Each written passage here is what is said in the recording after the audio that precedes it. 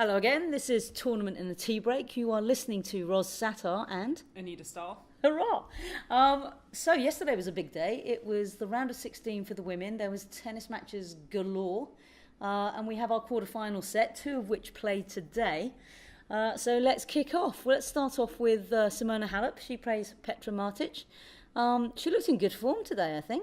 Or yesterday even. Halep? Yeah. I mean, yeah, I was surprised that she needed 3 sets against Stahl.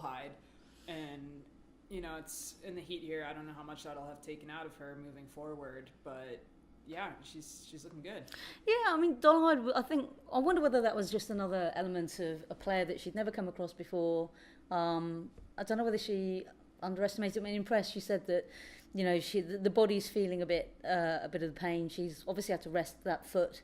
So I guess all other aches and pains are catching up. The foot's fine. It's just the rest of her hurts. So, yeah, maybe that'll have its effect. I mean, she's got Martic, who I think they've only played like way back in the past in juniors. She said juniors, yeah. So that could have the same problem then that she had with Dolhide, where if she's not used to a player, hasn't figured out their game yet, that could be a tight one. Well, it's funny because she says in the juniors, but if I looked on Tennis Abstract and I think it was like a head-to-head of 2-1, one of which I think was in the juniors. But then I looked on the WTA site and they look like they've split wins on the tour. So obviously it's been in such a long time she can't remember. But anyway, I think she comes into this from scratch. I would say this is one that she should win, and should win quite comfortably.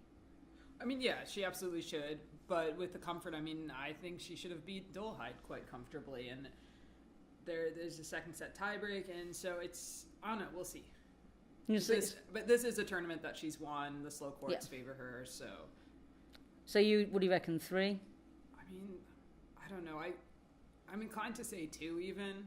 2 long grind ones. Okay. Well, it's quite windy out there. I mean, we're watching palm trees bend, which is somewhat alarming from our growling house. So, yeah, I don't know. We'll have to see about that one. Of course, the other one today is Karolina Pliskova and Naomi Osaka. Pliskova, it's weird actually. I have a feeling that, you know, when I think about her year, she hasn't done well. But then I look at her results, and actually she's been pretty consistent. I suspect she hasn't done well for what expectations she set on herself. But she's kind of flown under the radar this week. There's not been much attention on her. Yeah, and she's had some tough matches. I mean, playing against Zhang and then Anisimova, where she trounced Anisimova in the first set. It was something like 6-1. But in the second, when Anisimova was starting to really wake up and be there, it put a lot of pressure on Pliskova, but she handled it well. Her serve kept coming through. So, I think it's one that Pliskova has a good shot at winning over Osaka here, but that could go 3. Yeah, I mean, Osaka's been really good here. I sort of bumped into a friend, and she was with Sasha Bayan, and he was like chatting away to us about how, you know, it's very important for him to reinforce how she thinks and keep her positive on the court. I mean, she's a real scream in press, but do you think? I still think she plays with a fair degree of fearlessness. She doesn't really sort of put much store in, oh my God, I'm playing a former US Open finalist. Yeah, and that discussion came up in press yesterday when someone commented how young she is, and she doesn't feel young. She said she's been touring since she was 14. I know. So I think she still has that youthful fearlessness, but she also has enough touring experience that she knows how to get out of a tough match. Yeah, I mean, I think this one will be a tight 3-setter. Definitely. I mean, it's because they're both playing at top form, and so it's a difficult one to predict, I would say. Okay. Now, obviously, it was a packed day yesterday, so everybody got to play. And Venus Williams and Carlos Suarez Navarro, along with Angelique Kerber and Daria Kazatkina, get a day off. So let's focus on Williams and Suarez Navarro. Again, Carla's flown under the radar. Nobody really sort of has paid her much due until she gets to these kinds of stages. Yeah, honestly, when you were saying this, I wasn't sure if you're talking about this tournament specifically or her entire career. I'm serious. I mean, because she also, it's not a critique because I think she wants to fly under the radar. I don't get the impression that she's some kind of a publicity hound who wants any more attention than she's getting, because with her skill set, I'm sure she could. But yeah, so she's choosing to fly under the radar, and it makes it, all the more shocking when she does get these victories. But it was a tough quarter of the draw there. I mean, that's where Svitolina was in there, who she had to get, Suarez Navarro had to get through Svitolina. And Svitolina was one of the favorites going into this tournament. She's had such a good season. She destroyed TeaBreak 10s in New York a week before. But yeah, I mean, that draw also on the Venus side included Yulia Gergis and Sevastova, who have been doing well until now. And so that was really, I would say, and Madison Keys, I forgot to mention. So really tough corner. And yeah, so it's down to Venus and Suarez Navarro. But I mean, they've had some good battles, the two of them, as well. And I mean, we touched on this yesterday, that, when Venus beat Serena, it felt like it was Venus's time to sort of carry on sort of shining the spotlight after Serena had been off the tour. I mean, what chance do you think she's... I would say odds on that she's going to get past the plucky Spaniard. Yeah, I mean, I would agree on any other hard court almost. Except this one. I mean, yeah. Sorry, this hard court that's like a clay court. As Woz would say, yeah. So I think... But then again, the way that it favors Venus is Venus has 2 feet on Suarez Navarro, and the balls are flying. So... Yeah. It's going to be a strange tension between the slowness of the court, but also just how high the balls are bouncing, and Venus can just get them in a much better strike zone. Yeah, I think it's going to be one too far. But the one that we're really looking forward to, I think, for the next day is Kerber and Kasatkina.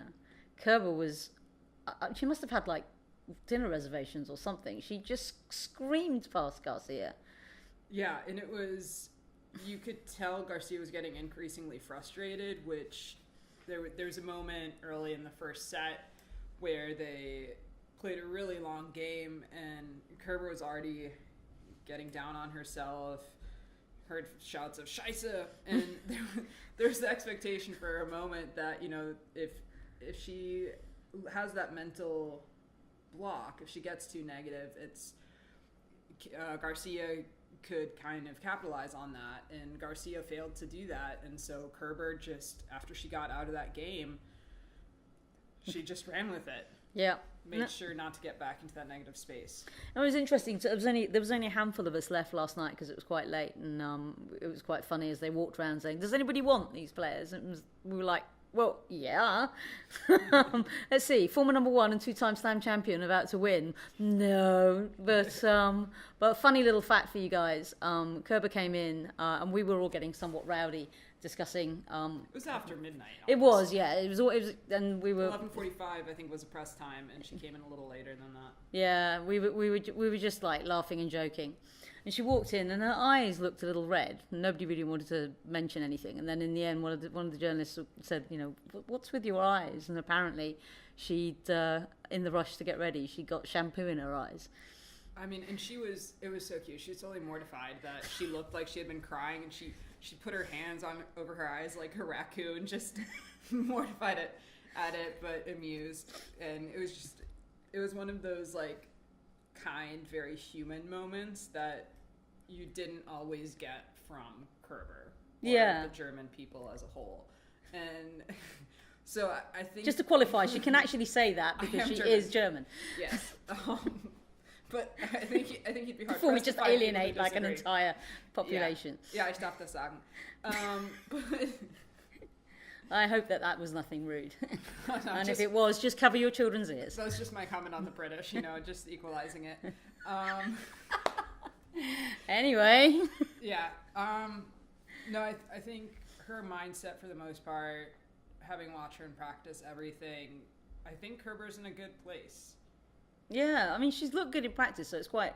it's a cross between entertaining and exasperating to watch her get so down on herself. Although, as you rightly pointed out, as we left after Shampoo Gate, it's nice to know that world-class athletes are as doofusy as the rest of us. For the record, I didn't call Angelique Kerber a doofus. I said she struggled with her motor skills. Yeah, which is what kind, you think? But you try after playing a match against Caroline Garcia, you try lifting your arms to carefully shampoo. Like that's. Yes, you're feeling it in your bis and deltoids at that point, I'm sure. But I mean, this for me is actually the pick of the quarters. Kazatkina is again as an absolute scream. I mean, the match that she was talking about where her coach had said, "Look, it's nice, stay out here for 2 hours," was actually when she took out Joe Conter. But she then pointed out that she actually stayed out there for exactly 2 hours. And it's nice to see a player listen to their coach like that. It's rare in this sport. She was like, kind of, why couldn't you say 1 hour? Why couldn't you say 1 hour and a half? But she's amazing actually, because for such a young player, she's got such a good tactical mind. Whereas I think there are a lot of exciting young players coming out, and we've seen a lot. And we'll do a recap of some of the faces that have impressed us the most later on in the week certainly from the women's side. But Kazatkina, I think, sets herself apart because she's got a very good tactical mind, whereas a lot of them don't have that same tactical nous, I don't think. Yeah, and if she gets under Kerber's skin early, that can, and she has the potential to do that. Oh, well, she already has, hasn't she? I mean, and so we'll see where Kerber's mind is at then. But overall, I mean, just Kerber yesterday talking about, no one in the press, I think it was you actually, who didn't want to say the number 2017. No one really dares to say that to Kerber, but she was in such high spirits that she, even when asked about bad spell, was like, "Oh, you mean 2017?" Well, the thing is, all the way through Australia, because it was the first time I got to see her since the back end of the year, she didn't make Singapore.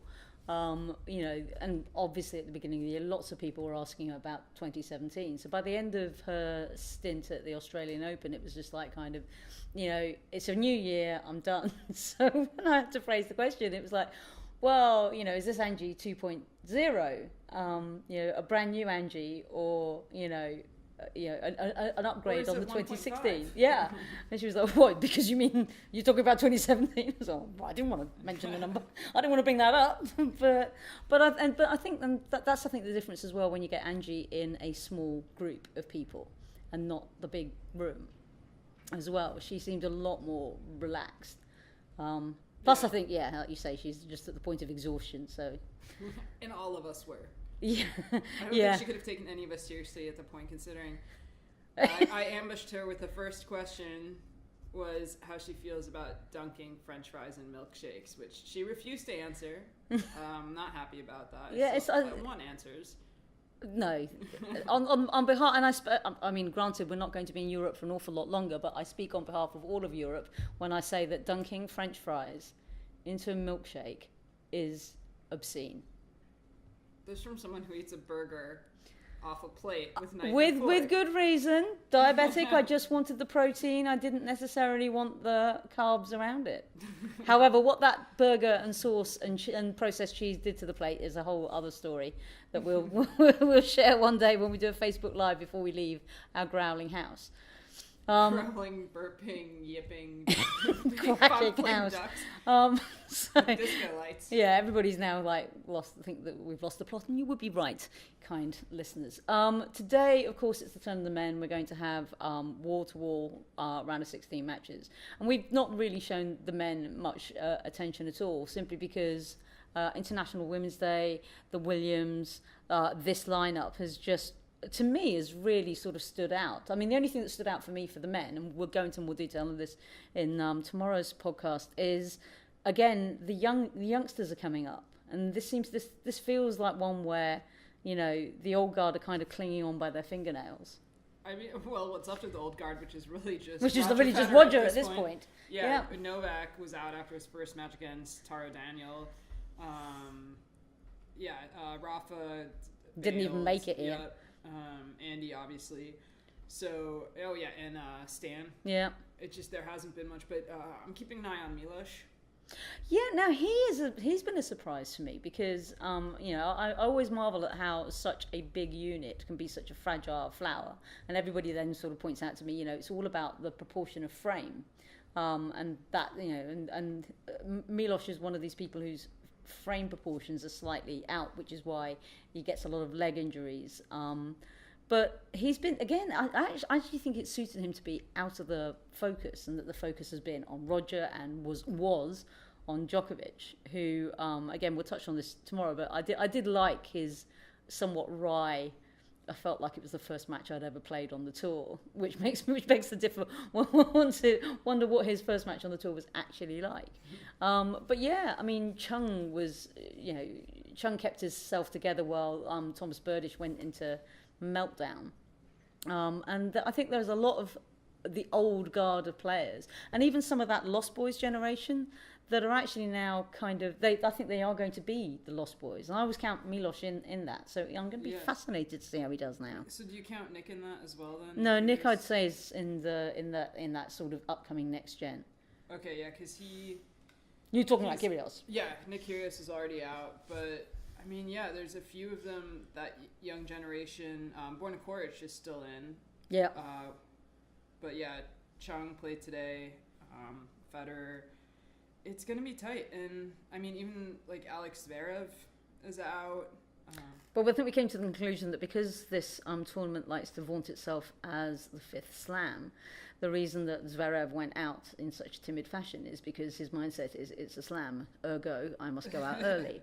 And I actually feel for Alex. I think he made a lot bigger of an effort in press for the All Access. Or maybe it's because it's All Access and it's a lot more intimate and it's a lot more relaxed than sitting on that big dais and looking out onto an army of people just looking up and firing questions at you. I don't know. I haven't seen enough of him in press to work it out. But, I actually genuinely believe that he was like, I've come to, for me, the season started. So I think it's really unfortunate that he went out so early. But yeah.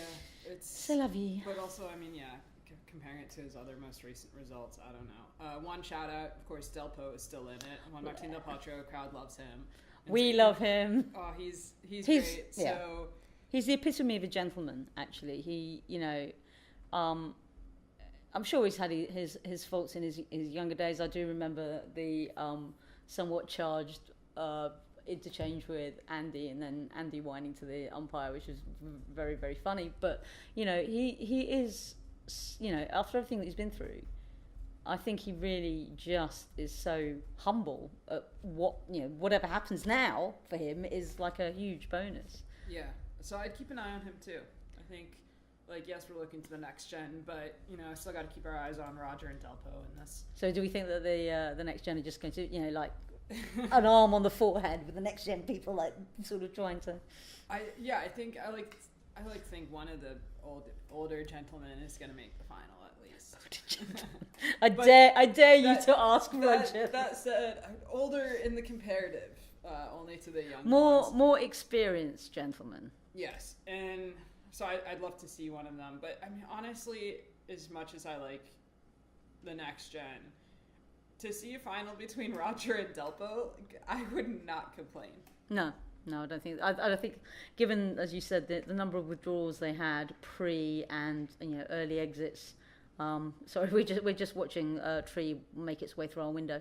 Given the amount of early exits, I think that will be the best outcome for the men's side of the draw. Okay, well, we will cut it short there, and we will be back tomorrow with another look at how the men's quarterfinal draw has wound itself up. Alrighty? All right. Looks like I'm going to be watching some men's tennis today. I think we ought to. All right. Thank you very much. You've been listening to Satar and Anita Stahl. See you tomorrow. Bye-bye.